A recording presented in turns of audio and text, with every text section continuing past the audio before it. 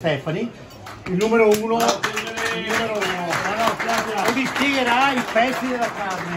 Gli applausi li va a Guido Al gas che ha fatto. dicendo vuoi fare un'ossata, no, le Guido che mangia mai vuoi fare un'ossata e mi guida Guido. E ragazzi, sappiate che voi avete mangiato un'ossata che è rarissimo che abbiate mangiato prima così, però Guido, di la tua.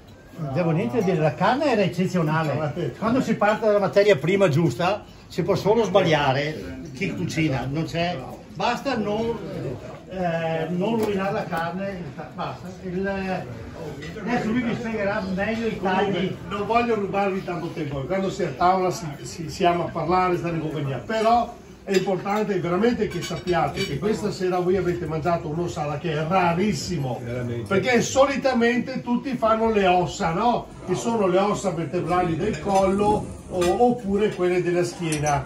Ma io ho detto Guido, guarda che un'ossata completa, intanto hai i piedini di maiale e penso che vi siano arrivati sul tavolo, no? Okay. La coda di maiale, okay. Vanno fatte anche le orecchie e vi do una notizia. Dovete sapere che la Cina è un grande consumatore di orecchie di suino che le paga di più rispetto a quanto noi paghiamo le cose di maiale. Quindi i tagli anatomici vanno anche capiti, no?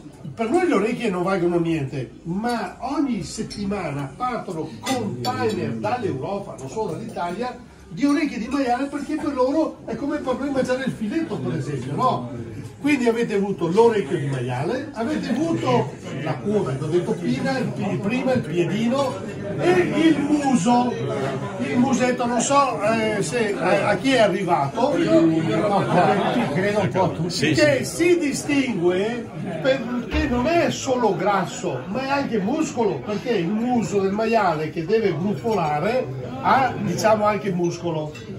Del maiale vi dico solo una cosa che è legata molto anche noi veneti, perché nelle famiglie venete c'è questo grande amore per allevare il maiale e farsi le soppresse, perché quando c'era la mezzadria, ok, tutto veniva diviso a metà con il padrone della terra, 10 uova, 5 al padrone, 5 alla famiglia. 10 balle di fieno, 5 e 5, una mucca, un vitello, tutto veniva diviso. Quello che non veniva diviso era solo il maiale. Il maiale perché era ritenuto una carne di poco valore, una carne immonda, una carne così. E quindi la donna aveva più amore nell'allevare questo animale perché sapeva che era tutto per lei, per la sua famiglia. Ok?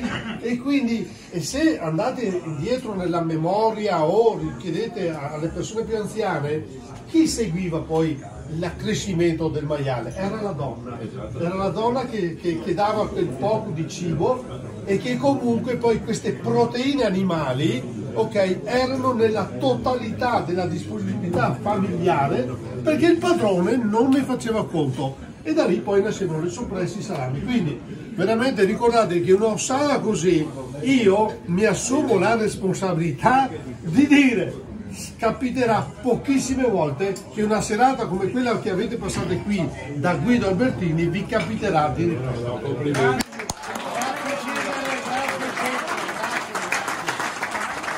E poi l'apertura della serata della cena cosa è stata? Con la trippa in brodo. Allora, un ristoratore di pesce 20 anni fa al concorso che faceva la Cassa di Risparmio sulla trippa in brodo, chi ha vinto? Un ristoratore di pesce, no uno specialista della carne, Guido Albertini.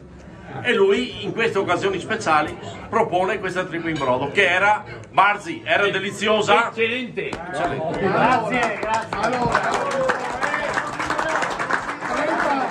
30 secondi per la trippa, perché la trippa di questa sera, io è il mio mestiere, quindi tutti i tagli anatomici li conosco, ma Guido ha fatto la trippa completa sia con la pomaso, sia con lo stomaco, sia con il reticolo, perché l'animale ha 3 passaggi all'interno dello stomaco E l'abomaso, che è quello che sono tutte quelle fettine sottilissime di foglie, che vi assicuro io quando mio papà ero piccolo mi metteva a pulire, mi scottavo le mani, perché le devi passare